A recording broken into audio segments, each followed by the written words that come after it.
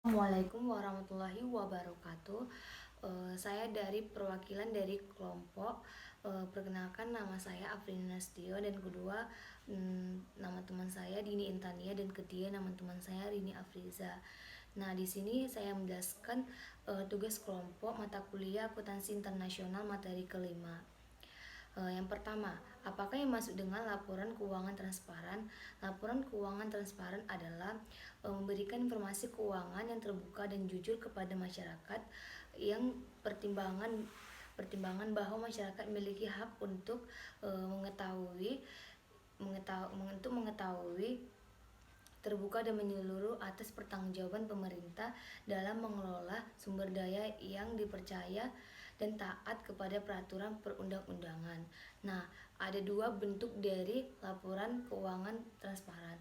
Yang pertama itu informatik. Nah, informatik itu apa? Informatik itu adalah untuk menjelaskan tentang finalins dan tentang keuangan, tentang perencanaan keuangan yang ada di laporan keuangan transparan. Nah, contohnya penjelas, tepat waktu dan akurat. Kedua itu ada pengungkapan. Nah, pengungkapan itu apa? Pengungkapan adalah suatu tentang bentuk perencanaan yang diatasi oleh finansial. Nah, contohnya itu apa? Yang pertama itu bentuk dari pengungkapan dan perencanaan. Yang kedua, susunan dari laporan, dan ketiga itu adalah bentuk dari susunan laporan keuangan transparan. Terima kasih.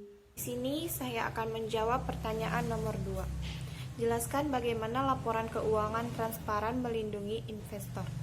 Untuk melindungi investor, sebagian besar bursa likuiditas menentukan laporan dan kebutuhan pengungkapan pada perusahaan domestik dan asing yang mencari akses untuk pasar mereka, atau dengan investor dijamin dengan informasi dan dilindungi dengan pelaksanaan dan pengawasan peraturan pasar.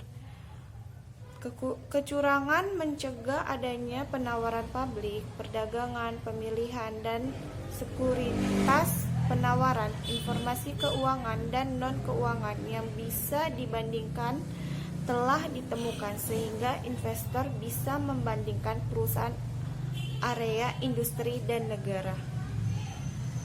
Yang kedua, bagaimana laporan keuangan transparan meningkatkan kualitas pasar. Kualitas pasar adalah adil, tersusun, efisien, dan bebas dari penyalahgunaan dan perbuatan jahat. Keadilan pasar dipromosikan dengan akses informasi yang wajar dan kesempatan berdagang. Efisiensi pasar berkembang dengan meningkatkan likuiditas dan mengurangi biaya transaksi. Kualitas pasar ditandai dengan kepercayaan investor dan mereka memfasilitasi pembentukan modal.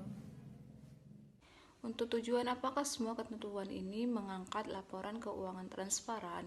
Yang pertama, tujuannya adalah transparansi dapat mengurangi ketidakpastian yang memberikan kontribusi pada stabilitas fiskal dan makroekonomi. Yang kedua, meningkatkan akuntabilitas pemerintah. Yang ketiga, dapat meningkatkan kepercayaan kepada pemerintah dan membangun hubungan sosial yang lebih erat. Pertanyaan yang kedua yaitu, untuk tujuan apakah semua ketentuan ini melindungi investor dan mengangkat kualitas pasar? Proteksi investor atau melindungi investor.